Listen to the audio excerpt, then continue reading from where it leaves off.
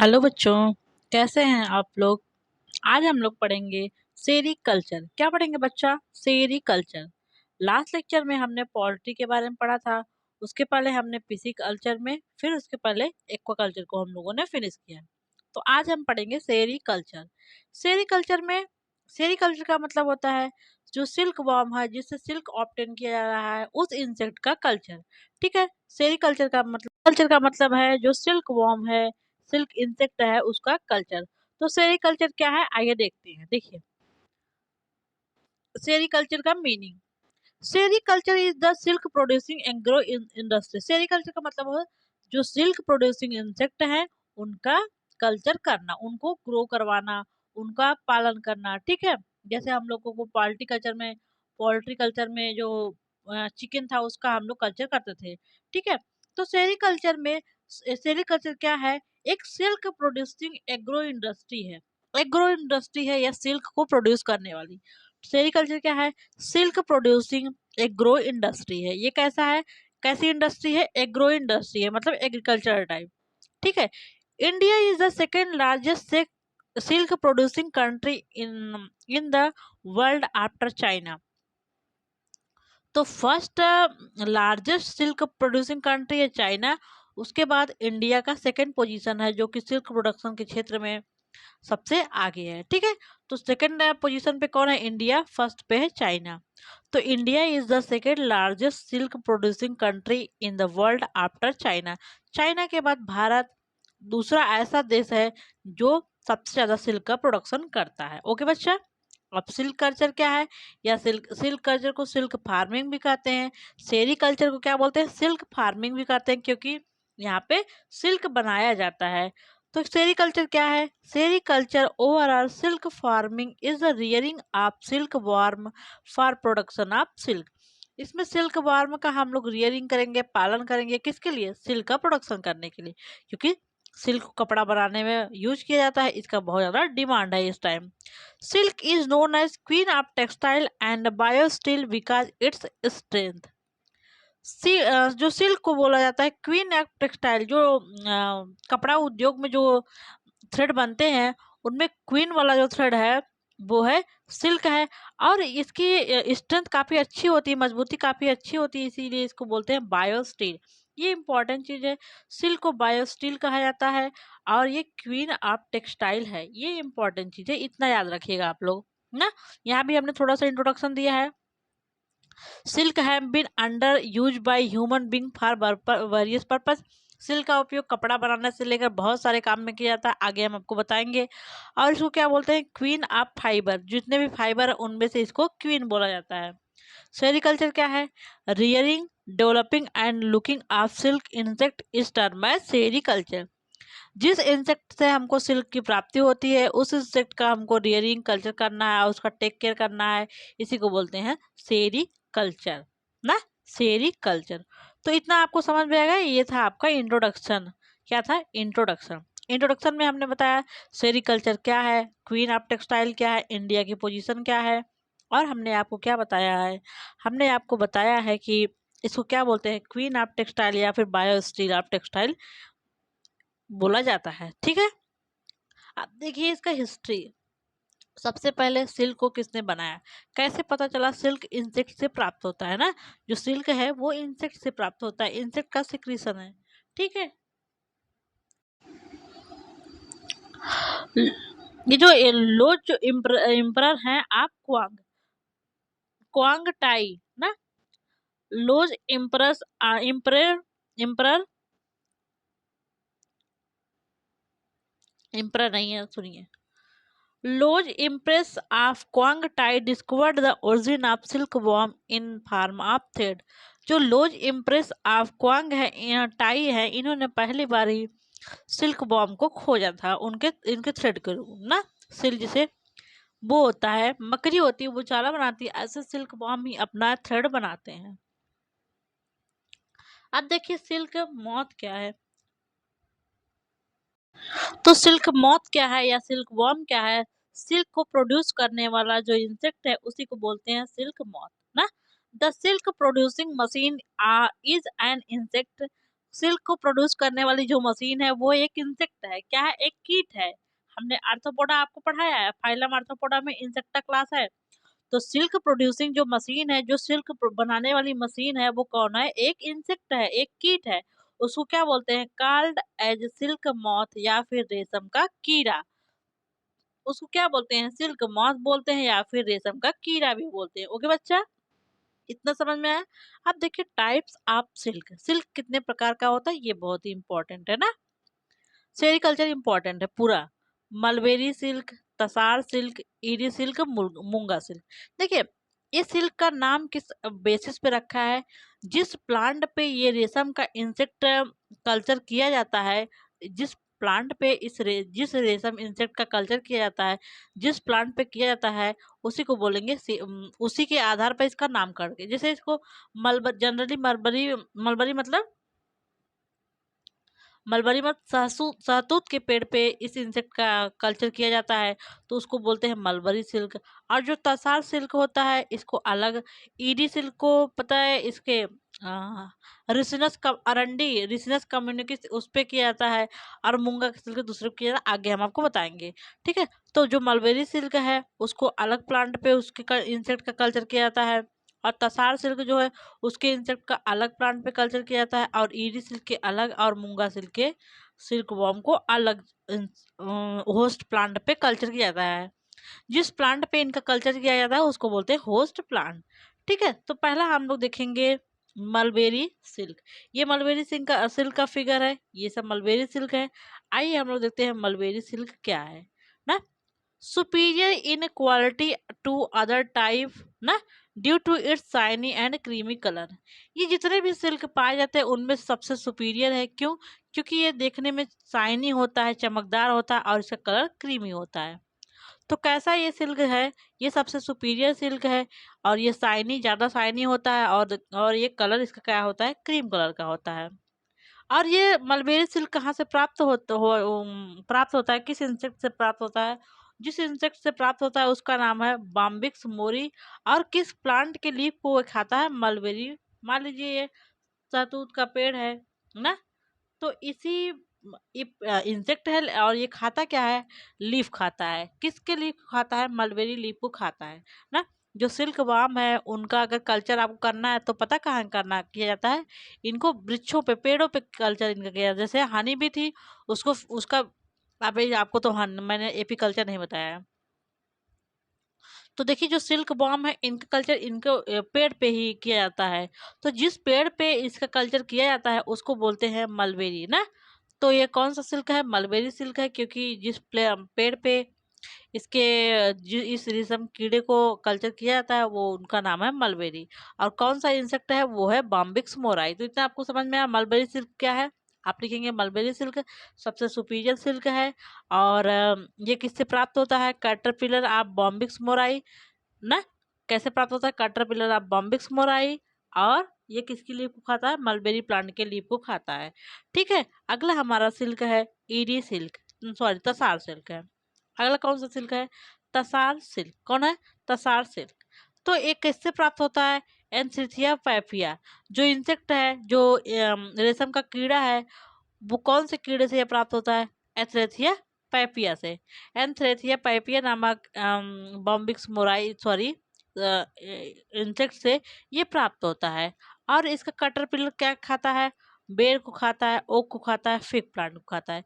किसे, बेर को, ओक को, फिग प्लांट। फिग मतलब गूलर, ओक मतलब आबनूस। ठीक है, तो इनका जो कैटरपिलर किस पे इनका कल्चर किया जाता है, बेर प्लांट पे, या फिर ओक प्लांट पे, या फिर फिग गूलर पे इनका कल्चर किया जाता है।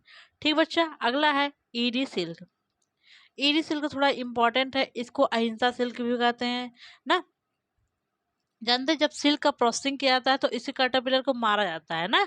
लेकिन इस सिल्क में कैटरपिलर को नहीं मारा जाता है, क्योंकि जब इनका प्रोसेसिंग करते हैं, पता है एक ऐसा स्टेज होता है जिसमें गर्म पानी में इस कैटरपिलर को मारा डाला जाता है, तो कैटरपिलर डेड हो जाएंगे ना। तो ईरी सिल्क में ये वाला प्रोसेस नहीं होता है, इसलिए इस सिल्क को गांधी जी ने बहुत ज़्यादा प्रमोट किया था। ठीक है, ईरी सिल्क को। ये ईरी सिल्क कहाँ से किससे प्राप्त होता है, अटैकस रिसिनाई से। कौन सा इंसेक्ट है? अटैकस रिसिनाई, और ये कैस्टर लीफ खाता है। कैस्टर मतलब अरंडी, ठीक है। किसके लीफ खाता है? अरंडी के लीफ को खाता है।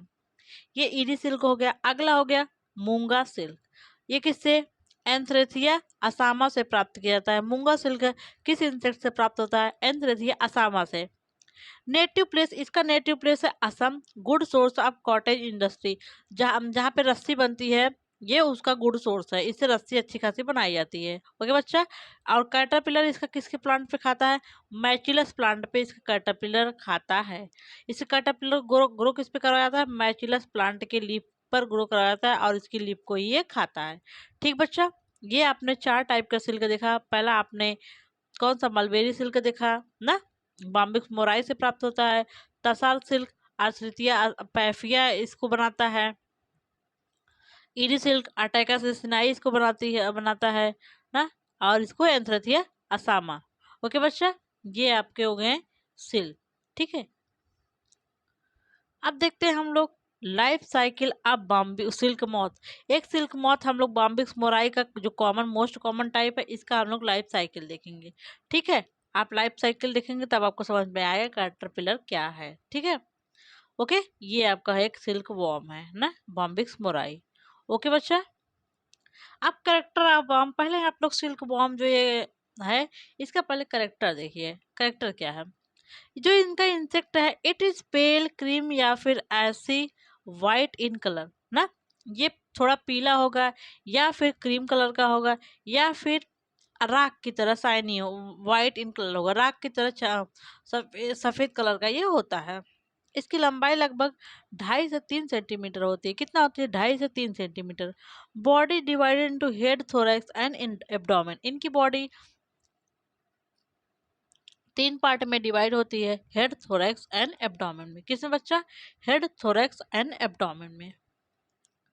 देखिए, sex are separate, sexual dimorphism exist. इनके सेक्स क्या होते हैं? सेपरेट होते हैं, मतलब मेल अलग होता है, फीमेल अलग होता है।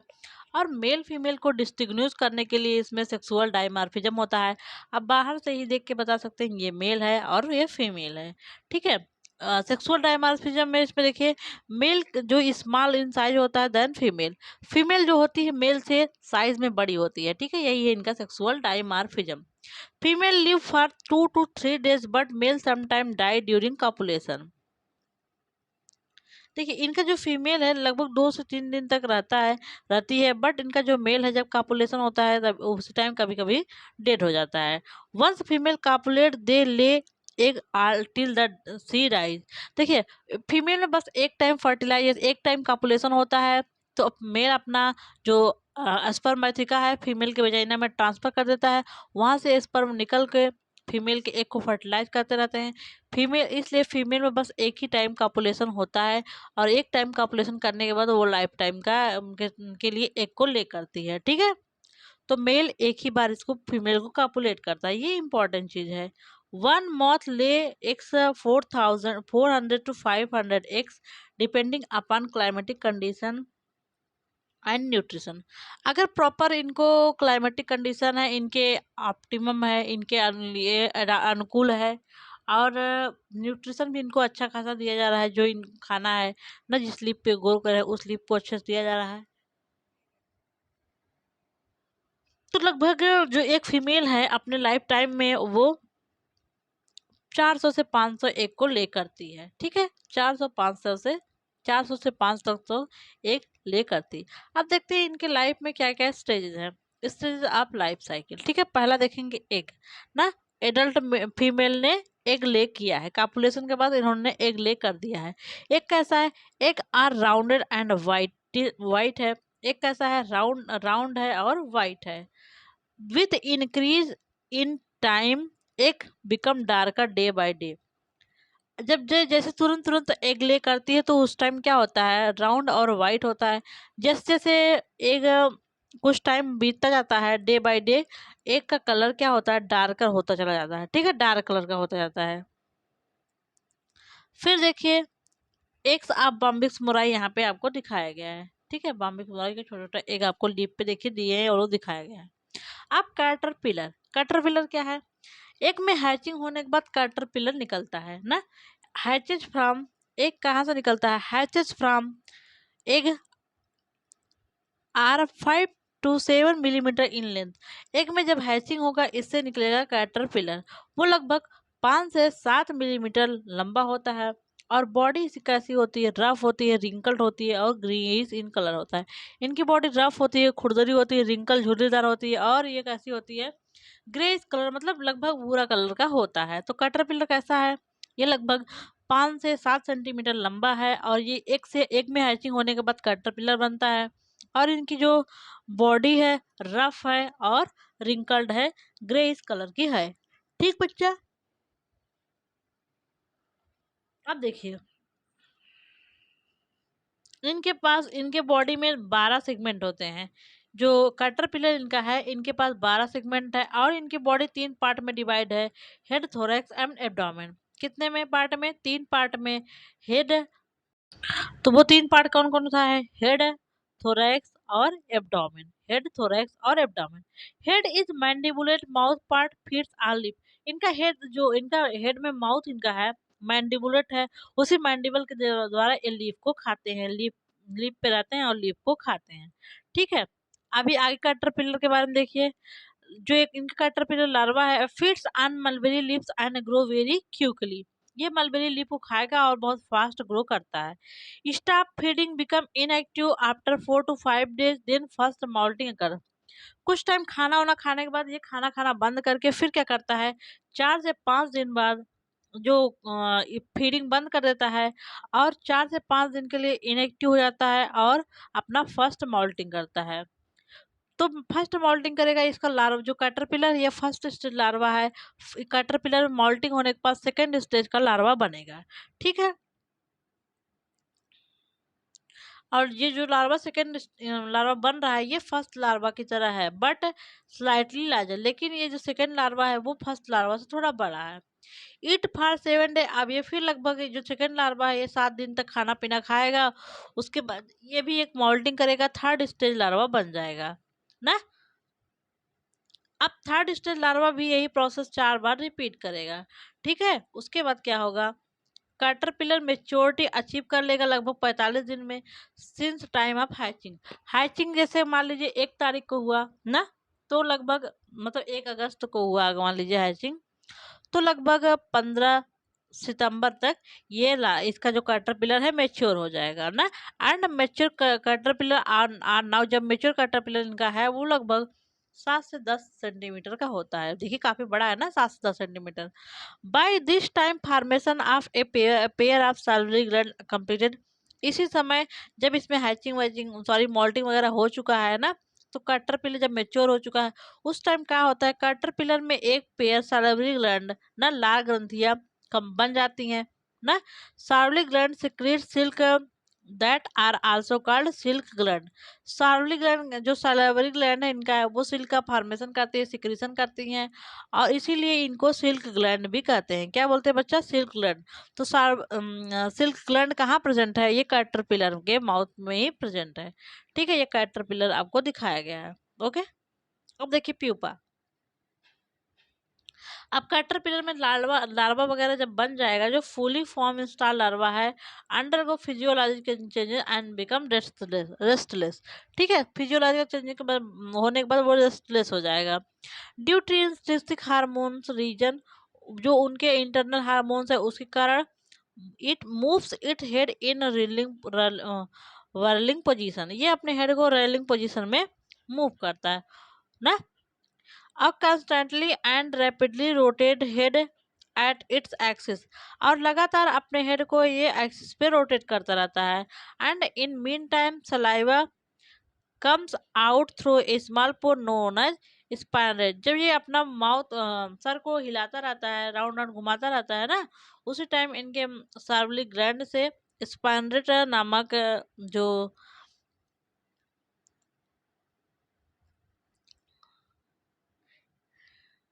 स्पाइनरेट नामक पोर से इनके सलाइवा बाहर आता है ना। Located on the tip of hypopharynx in mouth. इनके माउथ जो स्पाइनरेट है वो माउथ पार्ट में हाइपोफाइलम्स पे प्रेजेंट होता है ना। There is continuous flow of saliva, this जो स्पाइनरेट है इस पोर से हमेशा कंटिन्यूअस सलाइवा का प्रोडक्शन होता रहता है, जो इनका यही सिल्क का फॉर्मेशन करता है, यही है प्यूपा। ठीक है, ये है प्यूपा। ओके, अब देखिए cocoon, white colour bed of pupa whose outer thread are irregular and inner thread are regular। ये वाइट जो सिल्क का सिक्रीशन होकर ये वाइट कलर में कन्वर्ट हो जाता है ना, तो ये बेड ऑफ प्यूपा है, प्यूपा का बेड है white colour. Whose outer thread are irregular, जो इनका बाहर का थ्रेड है वो इरेगुलर है, अंदर का थ्रेड रेगुलर है, रेगुलर फैशन में अच्छे से प्रेजेंट है।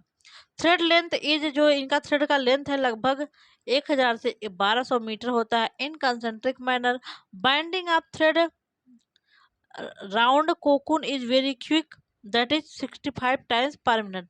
जब ये लोग कोकून के चारों तरफ ऐसे थ्रेड को बाइंड करते हैं लगभग 65 टाइम्स पर मिनट, 1 मिनट में 65 राउंड ये लगा देते हैं।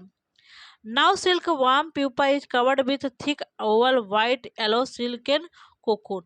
जो सिल्क का प्यूपा है अब इस टाइम क्योंकि सिल्क ये सिक्रेशन कर रहा है अपने आप को एक ओवल वाइट कलर या फिर येलो कलर का सिल्किन कोकून से ढक कवर कर लेता है। ठीक है, कवर कर लिया। उसके बाद क्या हुआ, ये देखिए इन्होंने अपने आप को कवर कर, जो प्यूपा है इसका इन्होंने अपने आप को कवर कर लिया है। ओके, बॉल की तरह बन गया ना। अब इमरजेंस ऑफ इमेगो, अब प्यूपा में क्या होगा, मेटामॉर्फोसिस होगा। Young adult moth is in 12 to 15 day called as imago. अब प्यूपा में मेटामॉर्फोसिस होने के बाद जो यंग एडल्ट बनेगा उसको बनेंगे imago. It secretes alkaline fluid that often one end of cocoon and come out। ये कोकून के एक एंड से एल्कलाइन सब्सटेंस को सिक्रीट करता है। ठीक है ना, वो क्या करता है, जो ये सॉरी जो ये इमेगो है ये क्या करता है, कोकून के अंदर इमेगो है, ये क्या करता है एक अल्कलाइन सब्सटेंस को सिक्रीट करता है। तो ये सब्सटेंस क्या करता है, इसके एक एंड पे जाके ये क्या करता है, इसको सॉफ्ट बना देता है, एक एंड को सॉफ्ट बना देता है। जिस एंड पे सॉफ्ट सॉफ्ट होता है हो जाता है ना, आराम से ब्रेक हो जाता है, उसी उसी से इनका जो यंग एडल्ट है वो बाहर निकलता है ना। यंग एडल्ट बाहर निकल देगा, या देखिए यहाँ पे देखिए काट यहाँ से अल्कलाइन सिक्रेशन करके इसको गला दिया है ना, डिस्ट्रॉय कर दिया, और यहाँ से अब इसका कोकून यंग यंग एडल्ट बाहर निकलेगा ना, बाहर निकल गया। यहाँ इसकी लाइफ साइकिल को दिखाया गया है। ठीक है, अब देखिए यहाँ पे सेरिकल्चर के बारे में थोड़ा सा कुछ बताया गया है।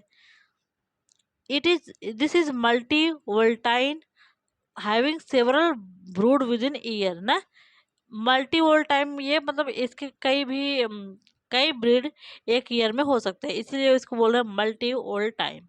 दे are of domestic types and can be rear indoor. ये डोमेस्टिक है, इनको पाला जा सकता है और घर के अंदर भी इनको रियर किया जा सकता है। Large and healthy cocoon are selected, kept in ventilation cage, emerge after few days। जो लॉन्ग और हेल्दी कोकून है उसको अगर वेंटाइलेज एक केस में रखेंगे तो उससे कुछ दिन में जल्दी से इसका न्यू एडल्ट इमर्ज हो जाएगा, बाहर निकल जाएगा। Male and female are distinguish, जो मेल फीमेल अलग अलग होते हैं उनको आप देख के डिस्टिंग्विश कर सकते हैं, पहचान सकते हैं। kept in pair pair in coupling for jar for 24 hour copulate। देखिए जब इनको आप सेलेक्ट कर लिए मेल और फीमेल ये हैं ऐसे हैं ना, हेल्दी ये है ऐसे वैसे हैं, तो ये सेलेक्ट करने के बाद इनको कहाँ रखेंगे, एक कपलिंग जार लेंगे, जार होता है उसी में रखेंगे 24 घंटे के लिए। और मेल और फीमेल क्या करता है, ट्रांसफर टू एक लाइंग बॉक्सेस मेड आप कपबोर्ड। जो कपबोर्ड का बॉक्स है ना, उसे कपबोर्ड के अगल बगल में फीमेल अपना एक ले कर देती है, ट्रांसफर कर देती है। कॉपुलेशन जब हो जाएगा तो फीमेल एग ले करना स्टार्ट करेगी, तो वो लगभग उसी कपबोर्ड के आसपास दीवार वगैरह में वहीं एग को ट्रांसफर करती है। फीमेल लगभग 300 से 400 एक बार में ले करती है। ठीक है, अब देखते हैं क्या क्या टूल और मटेरियल सेरिकल्चर में यूज कर रहे हैं। आपने ये स्टेप देख लिया कैसे कैसे सेरिकल्चर का स्टेप है ना, क्या करना है। ना, हेल्दी वगैरह इंसेक्ट को सेलेक्ट करना है, मेल और फीमेल सेलेक्ट करके उनका पॉपुलेशन करवाना है ताकि वो फीमेल एग लेकर सके। ये सब सारी प्रोसेस आपको करना है, ठीक है। अब टूल्स एंड मटेरियल, क्या क्या टूल्स लगेगा, यंत्र औजार लगेंगे जो इस सेरिकल्चर में, ठीक है। पहला है मकाना। क्या है मकाना? मकाना क्या है? Proper place for rearing silk. जो पहले हम लोग किसी प्लेस को सेलेक्ट करेंगे जहाँ के सिल्क सिल्क वार्म को रेयर करना है, उस प्लेस को क्या बोलेंगे? मकाना। क्या बोलेंगे? मकाना। जैसे हमारा मकान होता है ऐसे इसका भी मकाना होता है ना, मकान, ठीक बच्चा। Rearing trays for keeping laid eggs along mulberry leaf. जिस लीफ पे इनको कल्चर किया गया है वो क्या करेंगे हम लोग, एक रेयरिंग ट्रे लेंगे, यहाँ से लीफ को प्लग करके, किसी पे एग है ना, ये प्लग करके रेयरिंग ट्रे में रख देंगे। अगला क्या हो गया? Spinning tray for keeping caterpillar at time of full grown stage ready to pupation. तो क्या उनको प्यूपेशन प्यूपा बनवाने के लिए, है ना, जो लार्वा है उससे प्यूपा बनाने के लिए उनको जो इसके स्पाइनिंग ट्रे में रखा जाता है। ग्लास क्या है? For fetching and mulberry leaves. Mulberry leaves के लिए ये ग्लास है। चॉपिंग नाइफ है, कट मलबेरी लिप को काटने के लिए। बास्केट है, डिस्ट्रीब्यूट मलबेरी लिप को जो पॉड है जो जिसमें कल्चर किया जा रहा है सिल्क वॉर्म का, वहां पे पहुंचाने के लिए। हाइग्रोमीटर, नमी और ये थर्मोमीटर टेम्परेचर के लिए। ओवन और freezer also used. Hygrometer, thermometer और freezers are also used. Silkworm के प्रोडक्ट कल्चर में हाइग्रोमीटर, थर्मोमीटर और फ्रीजर भी यूज होता है। अब देखते हैं हम लोग रेयरिंग ऑफ सिल्कवॉर्म। सिल्कवॉर्म का कैसे रेयर करेंगे, जैसे सिल्कवॉर्म है उससे कैसे हम लोग रेयरिंग करेंगे।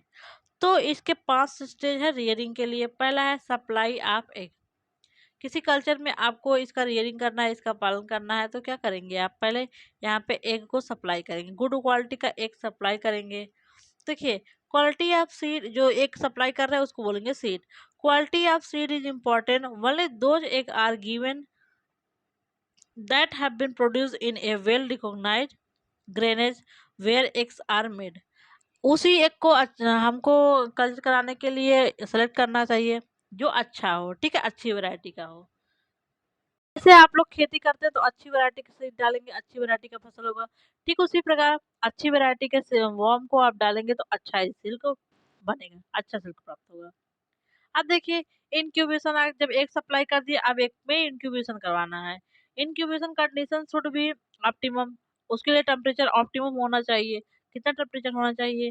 फॉर यूनिवोलेटाइल एग, जो यूनिवोलेटाइल एग है उसमें लगभग 73.5 से 77 डिग्री सेल्सियस फ़ारेनहाइट होना चाहिए।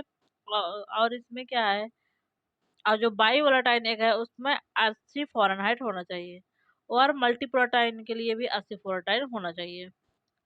और ह्यूमिडिटी लगभग 70 से 80% तक नमी होनी चाहिए जिसमें इनका कल्चर करवा इंक्यूबेशन करवा रहे हैं। For incubation seed are spread on piece of paper in rearing tree. Rearing tree पे सीड को पेपर पे रख देते हैं, ठीक है। जो इनका इंक्यूबेशन के लिए सीड है, जिस एक का इंक्यूबेशन होता है उसको पेपर के पीस पे फैला देंगे, ठीक है। अब वॉश ब्रशिंग ऑफ वार्म। अब ब्रशिंग ऑफ वार्म देखिए, to separate newly hatched worm from shell of their eggs by means of feather. आपको एक फीदर ले लेना है, और जैसे एक एग में हैचिंग हुआ, इसका वार्म निकला, तो सेल को हटाने के लिए आप ब्रश ले लीजिए, ठीक है। वो किसका बना होगा? फीदर का बना होगा। The process of brushing is spreading fine chopped mulberry leaves on the egg sheet, and after 95% eggs are hatched, the newly emerged worm claw on top of a feed and then transferred to rearing tray। देखिए फिर क्या होगा, brush के द्वारा उन cell को हटा देंगे। फिर ना, जो मलबरी लिप एग है लगभग 90% एग यहाँ से हैचिंग हो जाता है ना इनका, इस तरह। और जो न्यूली हैच इमर्ज हो रहा है वो क्या करता है, वो क्रॉल रेंगता है, ऑन टॉप टॉप पे रेंगता है और खाना वाना खाता है, लिप खाएगा। फिर क्या करता है, इसको रेयरिंग ट्रे में ट्रांसफर कर दिया जाता है। अब रेयरिंग ऑफ वर्म कैसे कर सकते हैं? इस रिक्वायर फॉलोइंग। ये आप डिफरेंट टाइप से रेयरिंग ऑफ वर्म का कर सकते हैं। जैसे वार्क ने कोकून में सिल्क बना चुका, अब कैसे उसका प्रोसेसिंग करके वहां से सिल्क कैसे आप obtain करेंगे।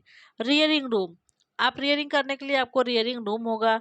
Ventilated, protected against direct sun rays, well disinfected with 2% formalin.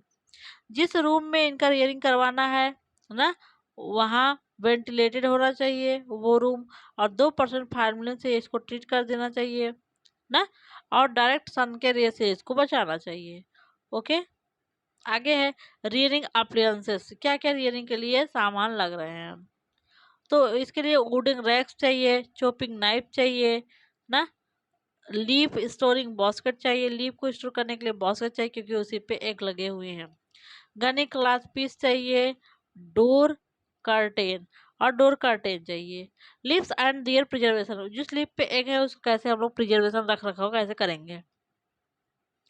Harvested by cutting and plucking of leaf, जिस लीफ पे ये मलबरी सिल्कवॉर्म ग्रो कर रहा है ना, उस लीफ को कट कर दिया गया है ना, कट करके लाए बास्केट में रख के लाया जा रहा है।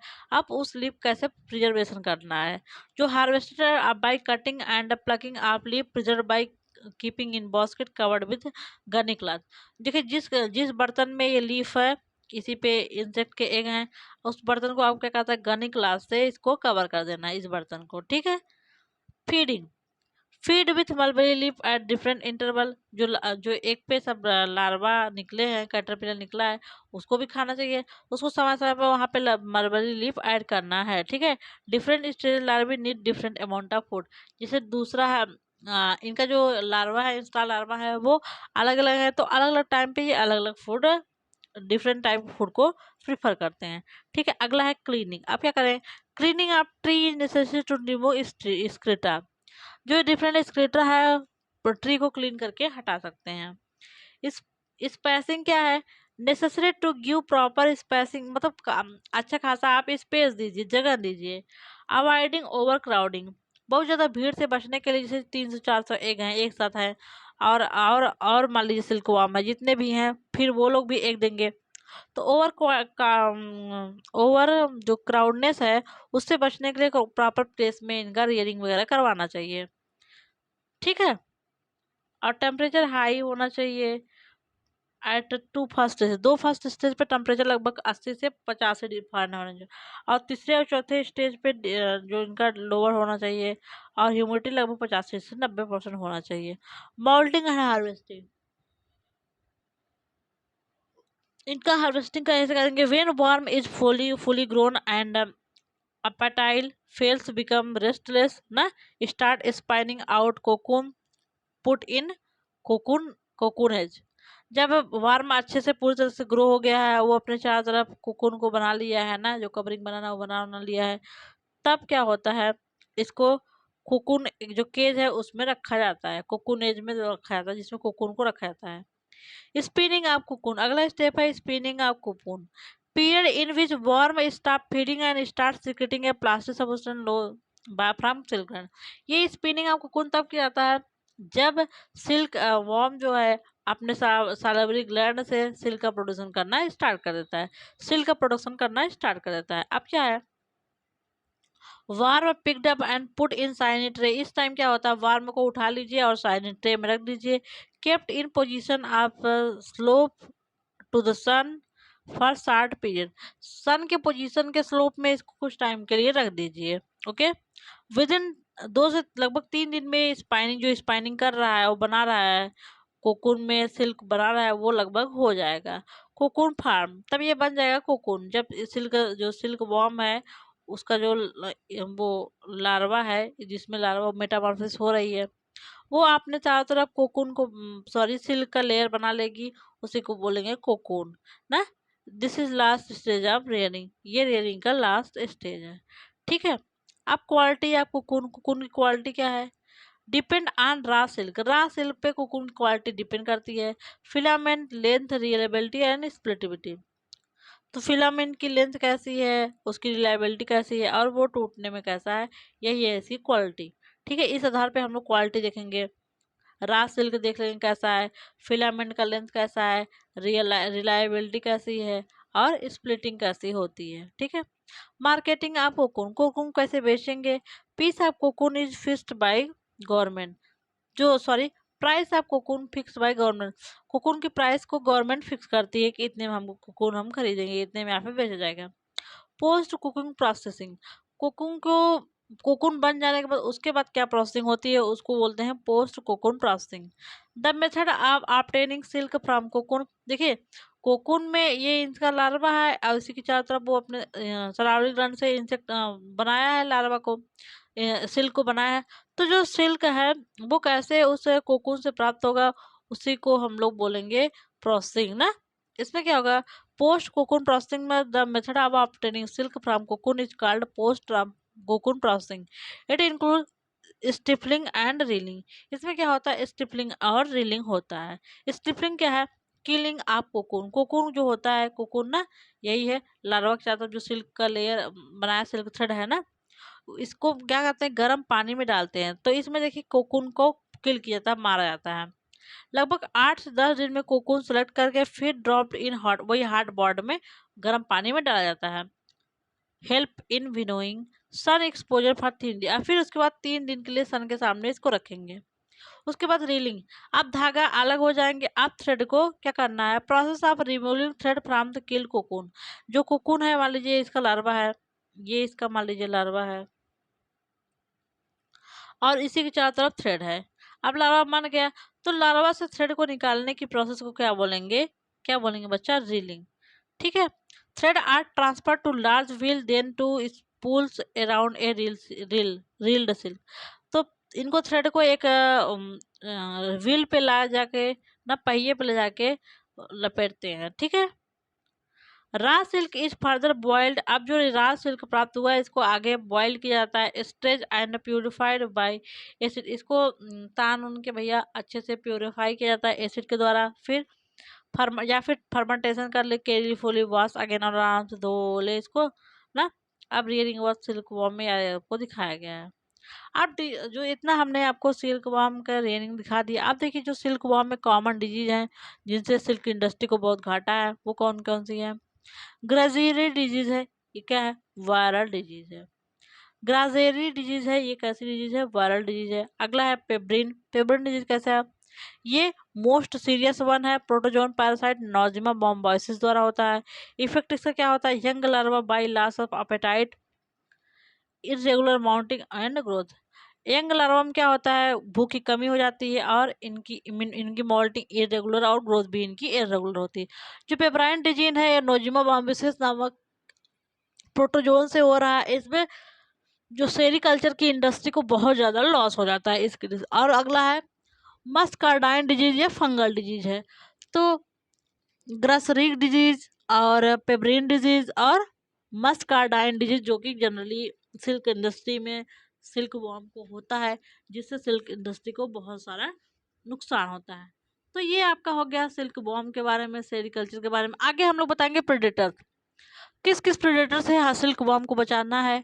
जो ये ट्राइकोलिगा बॉम्बोसिस है, ये सिल्क वॉर्म के इंसेक्ट खाया था, इसलिए इनसे इसको बचाना है। अगला है कांथिकोना फिनसिलाटा, ये भी है जो कि इसको खाया जाता है, इसलिए इससे भी इसको बचाना है। Ant hornet bats kites feed on it, ये सिल्क वॉर्म को अच्छे से बहुत चाव से खाते हैं, इसलिए इनसे इसको बचाना है। ठीक है। तो ये हो गया इस सिल्क के बारे में। अब हम लोग देखते हैं प्रॉपर्टीज ऑफ सिल्क ना। सिल्क की क्या प्रॉपर्टीज है, प्लास्टी होता है इनका सिक्रेशन, जो सिल्क ग्लैंड से सिक्रेशन है वो प्लास्टिक सिक्रेशन है, प्लास्टिक नेचर का होता है। ये मॉडिफाइड साल्वरी ग्लैंड है, ये साल्वरी ग्लैंड का मॉडिफिकेशन है, ये इंपॉर्टेंट है। सिल्क का सिक्रेशन कहाँ से होता है, आप बताएंगे साल्वरी ग्लैंड से, ये इंपॉर्टेंट है। व्हेन कांटेक्ट विथ एयर, जब इसका सिक्रेशन एयर से कांटेक्ट में आता है तब ये हार्ड हो जाता है और स्ट्रांग हो जाता है सिल्क थ्रेड के रूप में ना।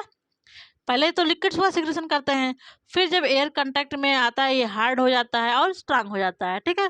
Secretion form 2 cores of fibroin, secretion में 2 कोर फाइब्रोइन का होता है। Tough elastic insoluble protein cemented together with sericin, ये फाइब्रोइन क्या है, फाइब्रोइन ये टफ और इनसॉल्युबल प्रोटीन के साथ सेरिन के साथ मिल जाता है ना। और नेक्स्ट क्या है, gelatinous easily soluble in warm water, ये जिलेटिनस है और वाटर में आराम से सॉल्युबल हो जाती है। ठीक है। Wax and carotenoid are also, इनके जो इनका सिल्क है उसमें वैक्स और सम अमाउंट में कैरोटीनॉइड भी होता है।